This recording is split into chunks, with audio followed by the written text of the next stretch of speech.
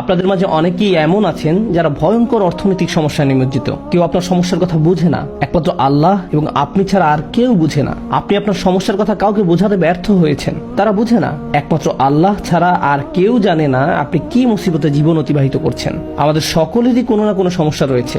আল্লাহ নিজেই দুনিয়ার জীবনের এই বাস্তবতার কথা কোরআনে উল্লেখ করেছেন। তিনি বলেন, লাকাদ খলাকনাল ইনসানা ফি কাবাদ, নিশ্চয়ই আমি মানুষকে শ্রম নির্ভর রূপে সৃষ্টি করেছি। হয় আপনি মানসিকভাবে পরিশ্রান্ত, না হয় ইমোশনালি আপনি ক্লান্ত।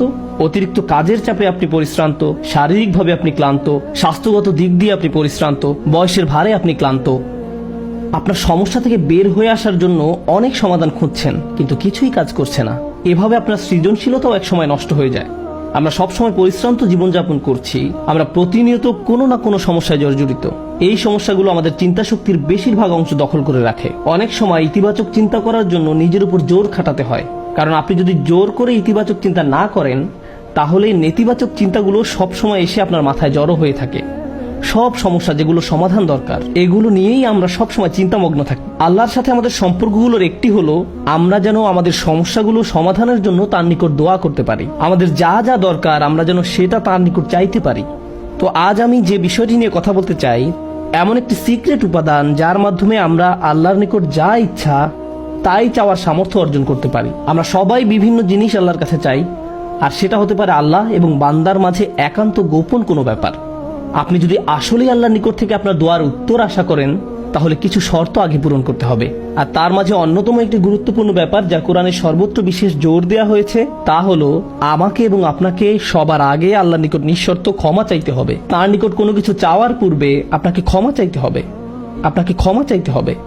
আমার আপনার যে প্রয়োজনগুলো আছে সেগুলো চাওয়ার পূর্বে আমাদেরকে আল্লাহর নিকট পরিপূর্ণ আন্তরিকতার সাথে ক্ষমা চাইতে হবে। এটা শোনার পর আপনি হয়তো জিজ্ঞেস করতে পারেন, ক্ষমা চাওয়ার জন্য কোন দোয়া পড়তে হবে, বা ক্ষমা চাওয়ার জন্য শ্রেষ্ঠ দোয়া কোনটি? মানুষ বিভিন্ন অকেশনে বিভিন্ন রকমের দোয়া পড়ে। যেমন কোনো সন্তান সম্ভব মা এসে জিজ্ঞেস করে, কিছুদিনের মধ্যে আমার বাচ্চা হবে, এখন আমার বাচ্চার জন্য কোন দোয়াটি আমি পড়তে পারি? অথবা কেউ একজন এসে বলতে পারে যে আমি চাকরির ইন্টারভিউ দিতে যাচ্ছি, কোন দোয়াটি আমি এখন পড়তে পারি? আমাকে বিশেষ বিশেষ সময় উপলক্ষে বিশেষ বিশেষ দোয়া প্রদান করুন। আমি আপনাদের বলছি, বিশেষ সময়ের ওই দোয়াগুলো অবশ্যই গুরুত্বপূর্ণ, কারণ সেগুলো পবিত্র এবং আল্লাহর কাছ থেকে অবতীর্ণ। কিন্তু সকল সমস্যার ক্ষেত্রে কমন দোয়া হলো, যে একটি দোয়া আপনার সকল সমস্যা দূর করবে, তা হলো সত্যিকার অর্থে আল্লাহর নিকট ক্ষমা প্রার্থনা করা। নূহ আলাইহিস সালাম তার জাতিকে আল্লাহর নিকট ডেকেছিলেন 900 বছরেরও বেশি সময় ধরে। তিনি তাদের নিকট অবিরাম দাওয়াত দিয়ে গেছেন।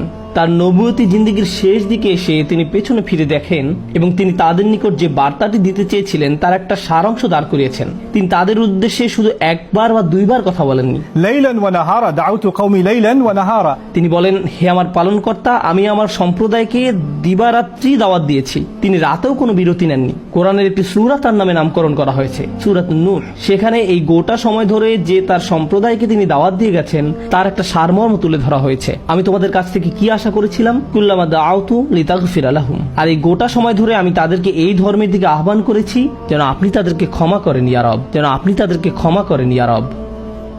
আমি ঠিক এই কথাগুলো তাদের বারবার বলেছি। ফাকুলতু ইস্তিগফারু রাব্বাকুম, অতঃপর বলেছি তোমরা তোমাদের পালনকর্তার ক্ষমা প্রার্থনা করো।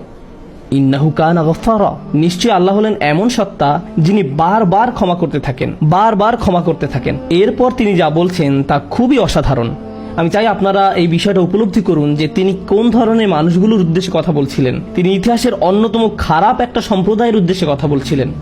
নূহ আলাইহিস সালামের সম্প্রদায়কে পৃথিবীর অন্যতম চরম অবাধ্য জাতিগুলোর একটি হিসেবে বর্ণনা করা হয়েছে। সূরাতুজ জারিয়াতে আল্লাহ বিভিন্ন জাতি সম্পর্কে বর্ণনা করেছেন যারা আল্লাহর বিরুদ্ধে, তাদের নিকট প্রেরিত রাসূলদের বিরুদ্ধে বিদ্রোহ ঘোষণা করেছিল, ফলে তাদের ধ্বংস করে দেয়া হয়েছিল। সূরা আন-নাজমে যখন নূহ আলাইহিস সালামের জাতির কথা আসলো, তিনি বললেন, ওয়া কওমু নূহিম মিন ক্বাবলু ইন্নাহুম কানু হুম আযলামু ওয়া আতগা, আর পূর্বে নূহের কওমকেও, নিশ্চয়ই তারা ছিল অতিশয় জালিম এবং চরম অবাধ্য।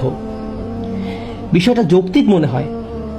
অন্য সকল নবীর মতো শুধু এক প্রজন্মের জন্য তাদের নবী ছিলেন না, প্রতি শতাব্দীতে 3-4 প্রজন্ম মানুষের জন্য শতাব্দীর পর শতাব্দী ধরে তাদের একজন নবী ছিল।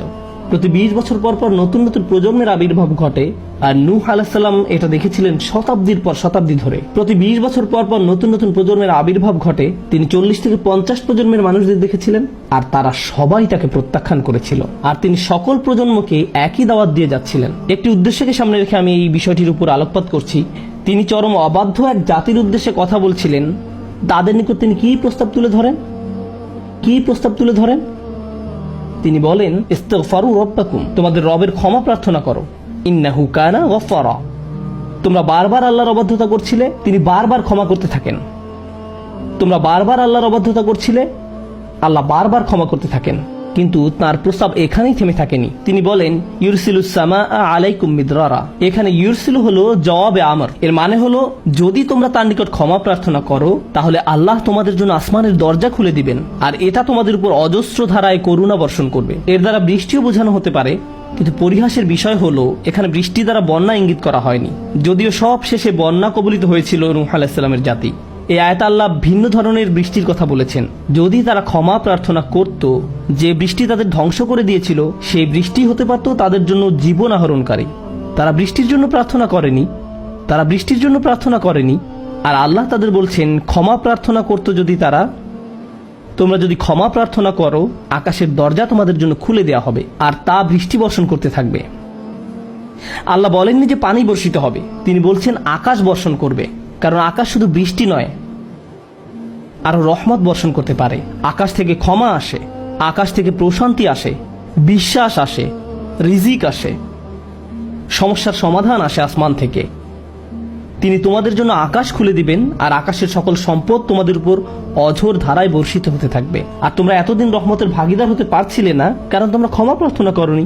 তাই এখন ক্ষমা চাইলে এটা খুলে যাবে।